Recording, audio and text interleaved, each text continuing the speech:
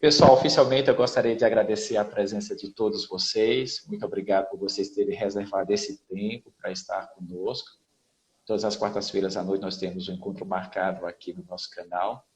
Às 21 horas a gente sempre tem a oportunidade de trazer algum convidado que vai tratar de algum assunto importante. E hoje nós temos a grata satisfação de ter conosco a doutora Daiane Issal. Daiane, eu estava dando uma olhadinha aqui no teu currículo Lattes, ele só tem começo, quase não tem fim, não é verdade? Eu vou tentar resumir bastante, tá bom? E se eu, por acaso, falhar em alguma coisa, você me lembra, tá bom? Pessoal, a Daiane, ela fez residência em oftalmologia na Universidade Federal do Paraná. Em seguida, ela veio para São Paulo, ficou na Universidade Federal de São Paulo um tempo, e fez um doutorado sanduíche na Universidade do Texas, em oftalmopediatria. A Daiane voltou, disse o seguinte, sabe de uma coisa, agora eu vou fazer um pós-doutorado, que ela terminou recentemente, né, isso, Daiane, em 2020. Isso. Na Universidade também Federal de São Paulo. E a Daiane disse, agora eu vou voltar às minhas origens. A Daiane voltou para o Paraná. E lá a Daiane é uma referência em oftalmopediatria. Daiane, eu particularmente gostaria muito de te agradecer pelo fato de você ter atendido ao nosso convite, de ter reservado esse tempo. Eu sei que tua agenda é bem apertada. Eu que Você com agradeço, bastante Charles. joia. Você conseguiu estar conosco esse tempo. E a gente vai falar sobre saúde ocular, ou saúde na infância, oftalmopediatria. Eu particularmente acho que é um assunto extremamente importante. E que Passaram está as bem em festas de final alta de nas ano últimas semanas, na verdade, né? e está bastante alto, em Está bastante bem. destaque, né? É verdade, a gente de repente pode também tratar um pouquinho desse assunto. Eu, inclusive, já fiz uma live especificamente sobre esse assunto, mas acho que vale a pena a gente trazer um pouco mais a tudo nessa questão. Eu gostaria de pedir vocês, nossos seguidores, nossa audiência, de não esquecer de compartilhar nosso vídeo. A nossa intenção, na verdade, Daiane, é sempre compartilhar um pouquinho da nossa experiência, do nosso conhecimento com a nossa audiência, tá bom? São pessoas não especialistas, mas que têm interesse no assunto. E hoje a gente vai falar, então, sobre oftalmopediatria. E aí eu fiquei pensando aqui numa sequência de acontecimentos, Daiane. Já que nós temos um público não especializado, eu digo, sabe de uma coisa? Vamos utilizar, então, uma linguagem bem simples, como a gente tem feito em todas as nossas lives, para que a gente consiga fazer com que a nossa informação de qualidade consiga atingir todas as casas. Então, eu pensei a seguinte, vamos começar bem do início. Daiane, fala para a gente, o que é oftalmopediatria? Bom, hoje em dia, não só a oftalmologia, né, mas todas as áreas da medicina, elas estão muito segmentadas. Exatamente. Então, nós da oftalmopediatria, como o próprio nome diz, a gente faz avaliação Isso. oftalmológica em crianças, e a oftalmologia pediátrica, ela está muito vinculada ao tratamento do estrabismo também. Então, geralmente, Ok. quem é oftalmopediatra também é especialista em estrabismo infantil e estrabismo de adultos. Então, quando a gente pensa em oftalmopediatria, é uma subespecialidade dentro da oftalmologia que trata doenças oculares a partir de que idade aproximadamente e até que idade máxima vocês tendem A a... partir do momento em que nasce. Isso. Tanto é, Daiane, essa seria uma segunda pergunta, porque é o seguinte, às vezes a audiência nos pergunta, Charles, qual seria o primeiro momento ou a primeira consulta oftalmológica na vida de um indivíduo? Daiane, quando é que a pessoa deve levar, quando é que os pais devem levar seu filho para passar em consulta oftalmológica? Então, assim, o primeiro contato com uma avaliação oftalmológica não é nem com o oftalmologista, Não é nem né? com o oftalmologista, né? Não, é com o Ah, pediatra, com o teste do ah, olhinho, o teste do reflexo vermelho, que é feito na maternidade, ah. logo após o nascimento. E é um teste mais de triagem, é um teste mais grosseiro, em que o pediatra vai, com um feixe de luz, avaliar se o reflexo, aquele reflexo vermelho de quando a gente tira foto com flash, Ok, se esse reflexo certo. está simétrico ou não. Esse teste ele é lei em alguns estados, né, do país, em outros não é lei, mas é um exame muito importante. Mas que não substitui a consulta oftalmológica. Então eu tenho muitos pais que às vezes chegam no consultório e que às vezes, né, a gente dá um diagnóstico que eles não estão esperando e eles falam, nossa doutora, mas eu fiz o teste do olhinho quando ele nasceu e deu tudo certo, né? O teste do olhinho é mais para a gente avaliar alguma alteração grave, como por exemplo catarata, glaucoma, tumores, inflamações intraoculares, mas não é um teste que vai detectar presença de grau, necessidade de óculos, nada disso. Então a gente já recomenda que a primeira consulta com o oftalmopediatra seja feita no primeiro ano de vida, e idealmente ali entre 6 e 12 meses, se não houver nenhuma queixa. Se você notar alguma coisa diferente no teu filho, claro, você não vai esperar a criança completar 6 meses, né? Então, a partir do momento em que exista qualquer dificuldade ou qualquer alteração, a criança deve ser levada imediatamente ao oftalmologista. Então, assim, Daiane, nenhuma criança recém-nascida deve sair da maternidade sem um teste do reflexo vermelho, o teste do olhinho, correto? Exatamente. Uhum. Isso. Então, em teoria, a segunda consulta, se nada acontecer, seria em 6 meses, e a Entre terceira 6 e provavelmente por 12 volta meses. entre 6 e Tem, 12 meses. tem um consenso que a SBOP, que é a Sociedade Brasileira de Oftalmologia Pediátrica, lançou há pouco Tá? tempo, uma diretriz, na verdade, né, com a recomendação da periodicidade dos exames em criança. Então, a Ah, gente muito legal. recomenda que, numa criança em que está tudo bem, que não, né, nada de Hum. alterado é encontrado no exame, a primeira consulta seja realmente no primeiro ano de vida e a segunda consulta seja ali entre 3 e 5 anos de idade. Um Ok, detalhe perfeito. que são consultas com dilatação da pupila, né? Com Então não vale dilatação da aquela pupila. consulta que às vezes passa com o oftalmologista, deu uma olhadinha assim, né? A gente brinca, deu É, uma benzida ali, né? uma E bezinha. não dilatou. Tem que dilatar. Esse já seria a pergunta seguinte, Daiane, porque eu imagino que a maioria da nossa audiência fica perguntando, engraçado, né? Como é que um médico consegue fazer uma avaliação oftalmológica na criança? Porque criança saudável, geralmente ela não para quietinha, ela sempre está correndo para aqui, para ali, para colar. Isso é uma coisa muito comum e é frequente, então, a gente receber esse tipo de pergunta. Então, assim, digamos que os pais resolveram levar o seu filhinho para passar em consulta com você por volta dos 2, 3 anos de idade. Qual a tua Uhum. rotina, né, no teu dia a dia no consultório com esse tipo de paciente? Então, a consulta da criança, ela começa antes da criança entrar no meu Ah, consultório, né? Quem é legal. oftalmopediatra já tem que ter um ambiente todo lúdico, esperando a criança, né? A criança, Legal. enquanto ela está aguardando, ela tem que brincar, ela tem que pintar, ela tem que assistir um desenho, ela tem que se sentir confortável e não na sala de espera para um exame, né? Uhum. Qual que é o passo a passo? Eu chamo os pais, né? E é diferente a abordagem de um adulto para uma criança. Isso. Então eu brinco até, né? Que o meu esposo ele também é oftalmologista e ele trata de Tá. adultos. Ele faz catarata, Ok. então ele atende uma população mais velha. Isso mesmo. Enquanto os pacientes dele gostam de conversar e gostam de É. interagir, a consulta da oftalmologia pediátrica é uma consulta mais dinâmica.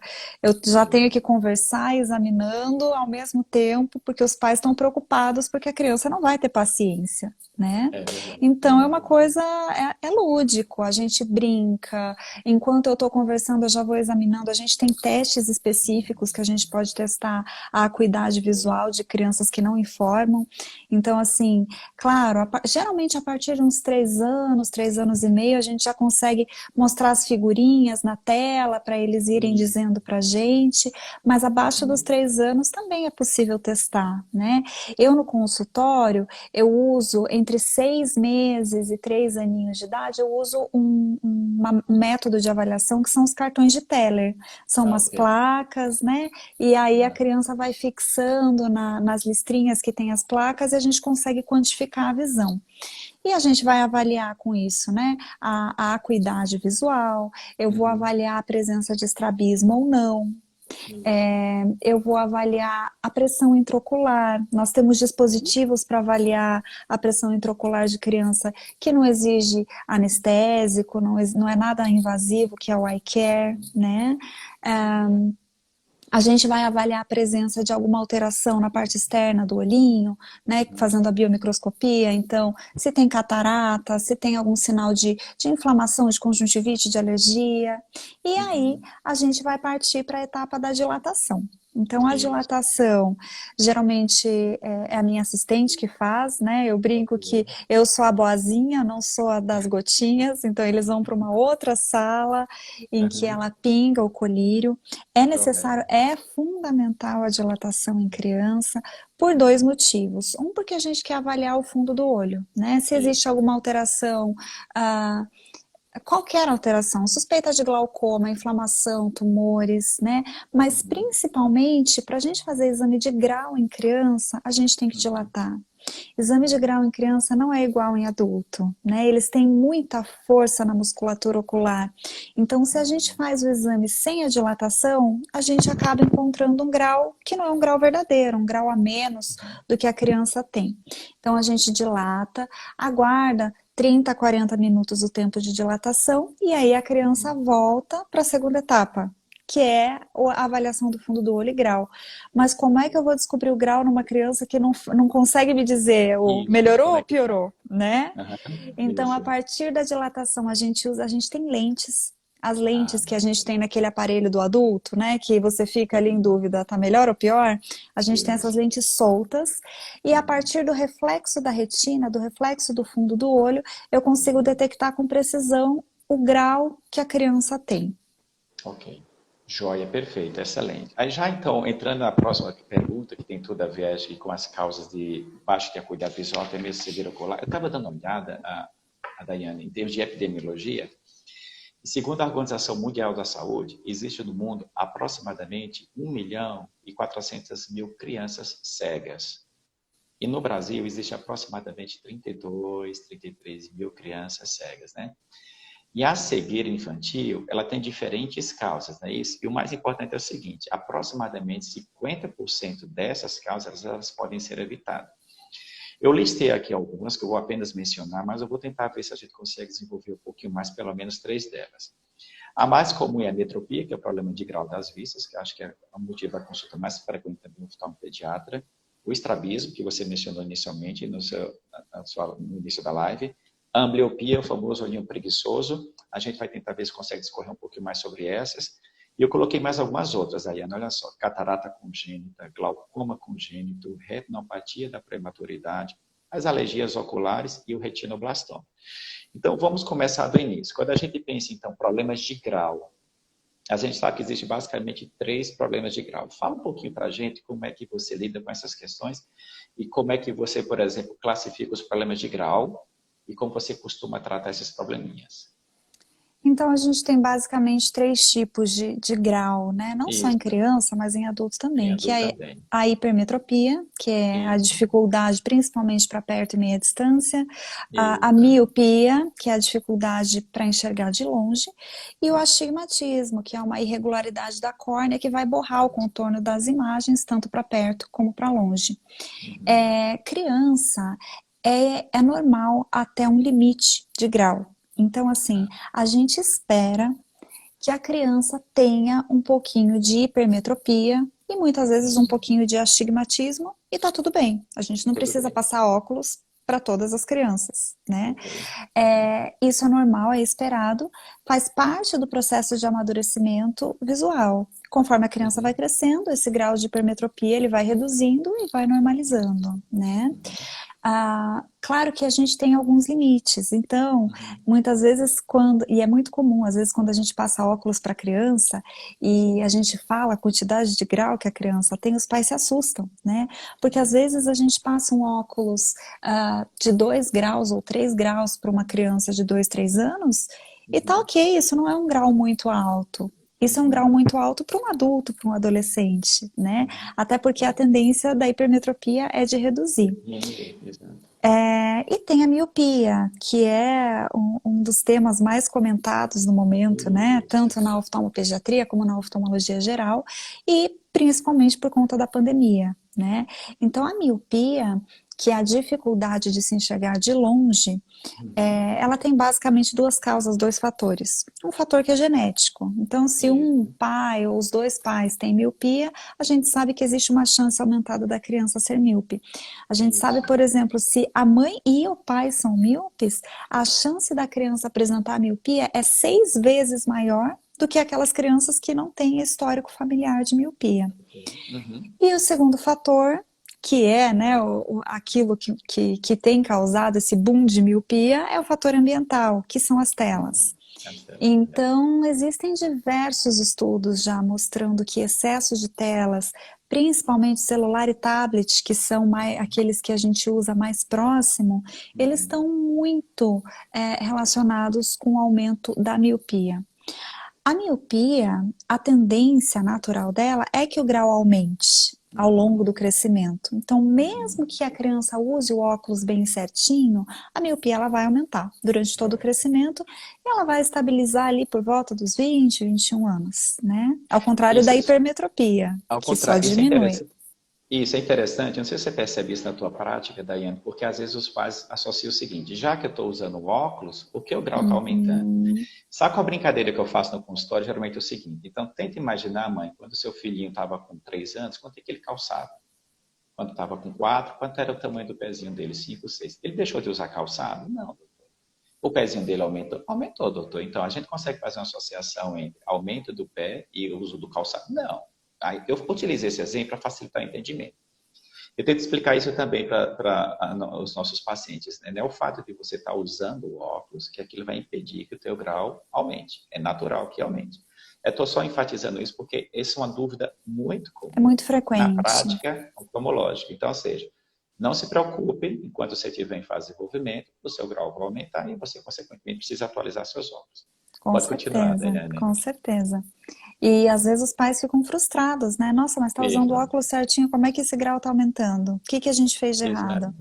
exato. Bom, e então as telas, elas estão diretamente associadas a esse aumento mais expressivo da miopia. Isso.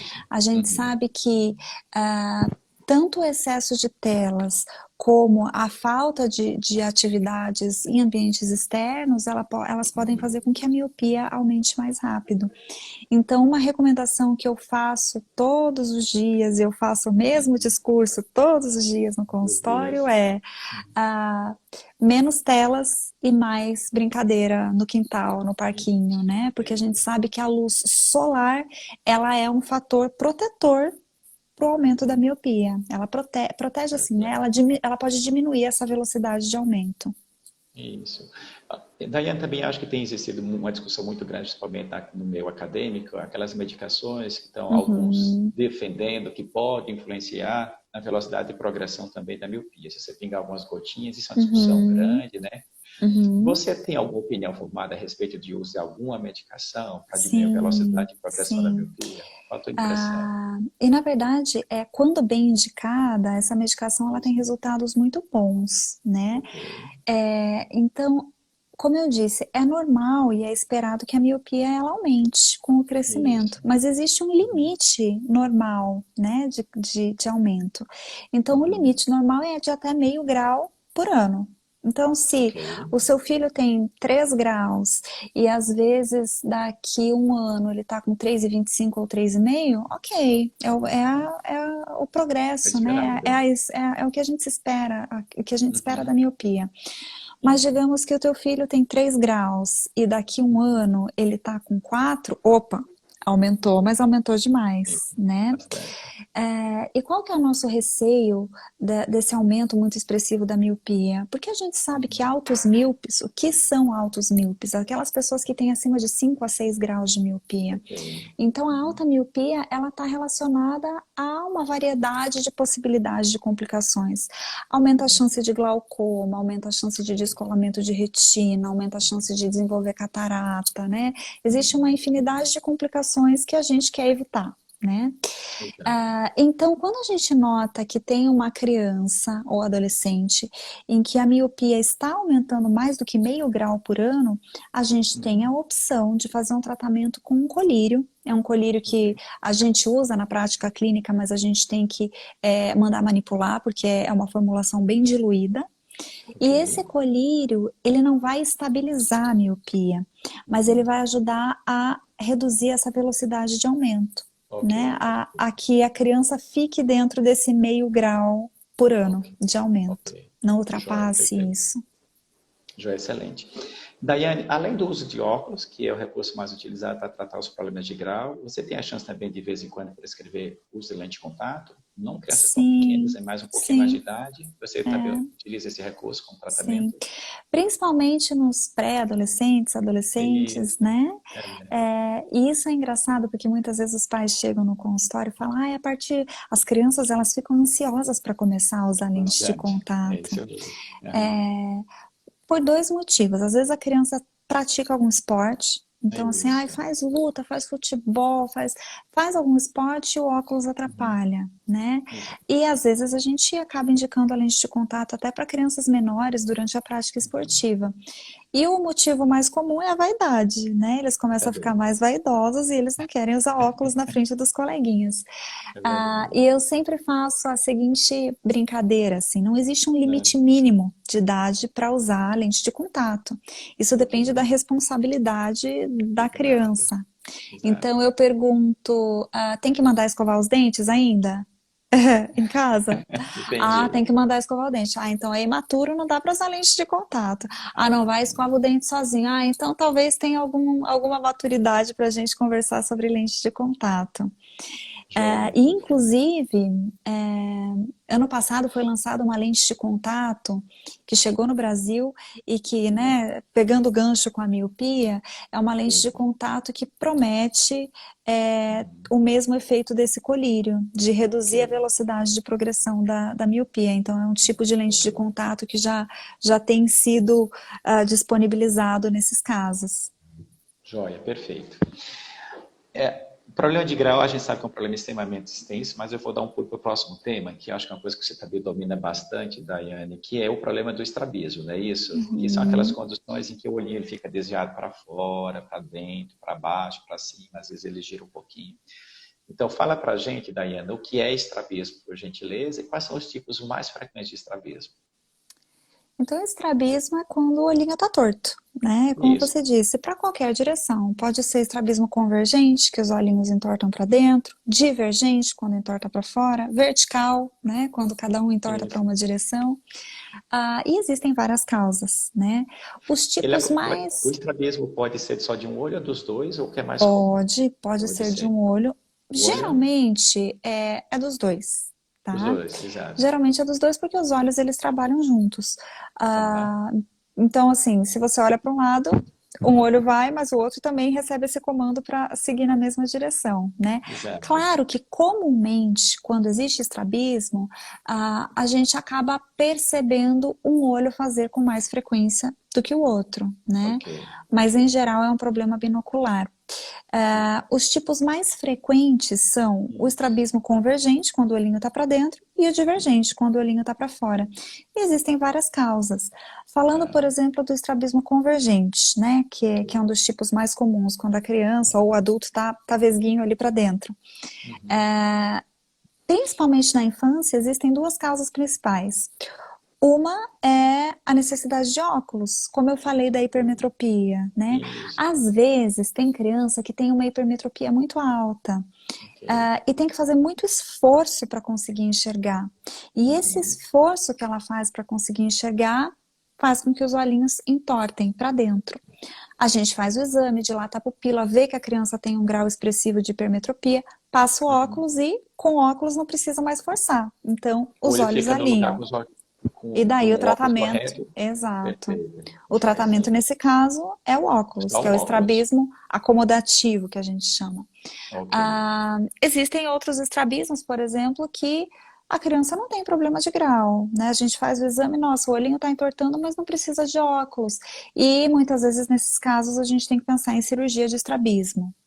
Ok. E o estrabismo divergente, quando os olhinhos, né, entortam para fora, na grande maioria das vezes acaba sendo cirúrgico também. Uma dúvida, né, que muitos Uhum. pais têm é sobre o tampão. Então, por que a gente usa o Isso. tampão em criança que tem Exato. estrabismo?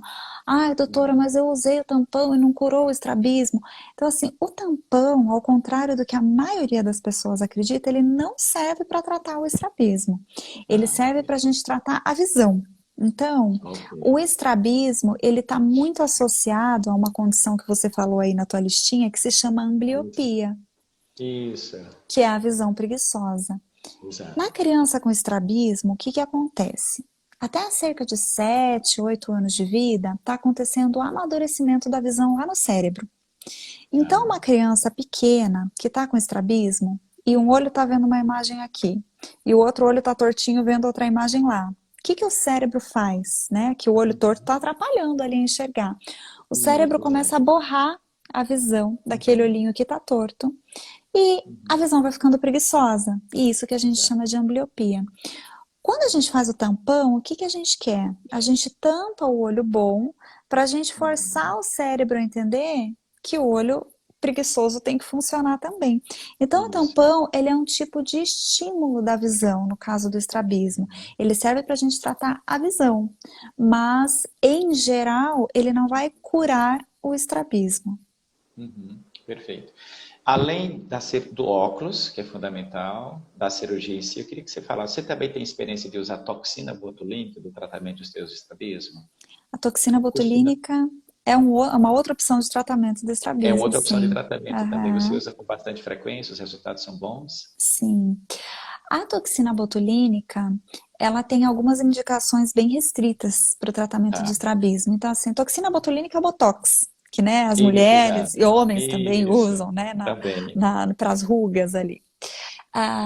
E interessantemente, o primeiro uso da toxina botulínica foi para tratar estrabismo, não foi Olha que para melhorar a interessante. ruga, não foi na Não parte foi. estética. Uhum. Mas, assim como na dermatologia, o botox no estrabismo, ele tem um efeito muitas vezes temporário.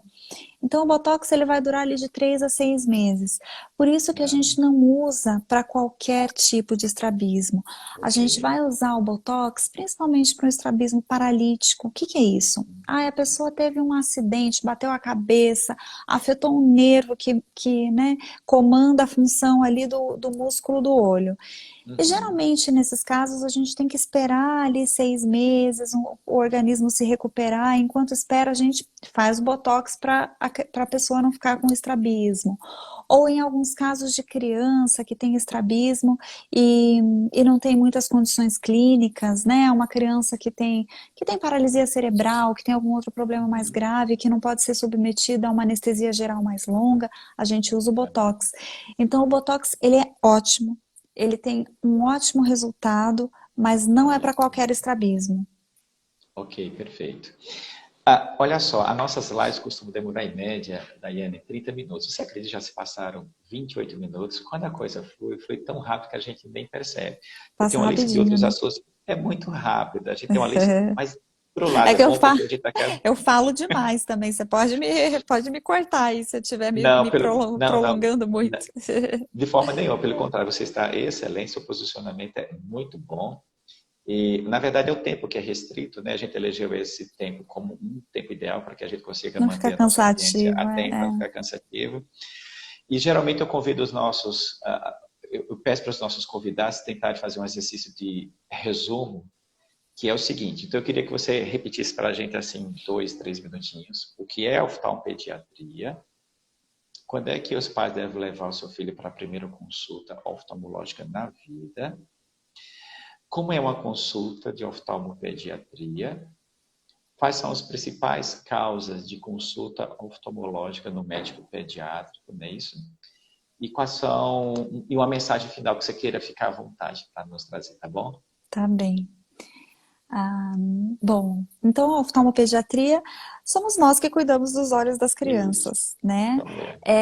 A mensagem principal que eu quero deixar é que a consulta oftalmológica na criança, ela deve ser realizada no primeiro ano de vida, independente se você Perfeito. nota alguma queixa visual no teu filho ou não. Até porque, na maioria das vezes, criança que tem algum problema visual, ela não vai manifestar dificuldade. Muitas vezes vai passar Pois é, batido, né? E às vezes só acaba sendo descoberto lá na fase de alfabetização, quando a criança está com algum problema, alguma dificuldade na escola. Os principais problemas são erros refrativos, que é a necessidade de óculos, né? isso, E até verdade. por esse motivo que eu disse, a criança tem muito poder de compensação, né? Uhum. Então, às vezes, a gente acaba detectando grau de hipermetropia, astigmatismo ou miopia e que os pais nem nem me imaginavam que a criança fosse precisar de óculos. E por isso que é importante a gente examinar cedo, diagnosticar cedo, tratar cedo, para a gente poder garantir um bom desenvolvimento visual para a criança, né? E uma outra detalhe que é super Sim. importante, Uhum. consulta oftalmológica infantil tem que ter dilatação. Eu sei que tem muita gente que às vezes mora no interior, não tem oftalmopediatra, não tem, né? Uhum.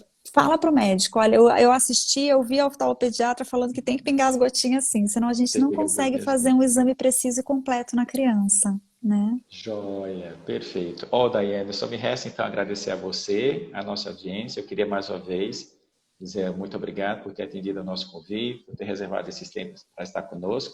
Eu que Eu queria agradeço, pedir, Charles.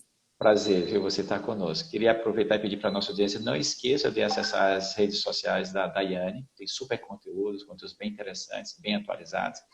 A Daiane, ela é multifuncional, ela é esposa, ela é mãe, ela é Que nem, médica e ela que é nem toda mulher. cientista da mulher. A maioria dos homens não consegue fazer o que a maioria das mulheres consegue fazer. Ainda Ah. bem que tem vocês na nossa vida, viu, Daiane? Não esqueça de curtir as nossas lives, acessar os nossos conteúdos, dar o teu joinha. Você sabe que isso é importante, né? Lembrando que a nossa intenção é levar conhecimento com qualidade à nossa audiência. Daiane, mais uma vez, muitíssimo obrigado pela Obrigada. sua presença, por estar conosco. Obrigado, audiência, por estar conosco também. A gente se vê na próxima quarta-feira com mais um super tema envolvendo saúde ocular. Daiane, muito obrigado. Tchau, boa Pessoal, muito noite. obrigado. Até a próxima. Tchau, tchau.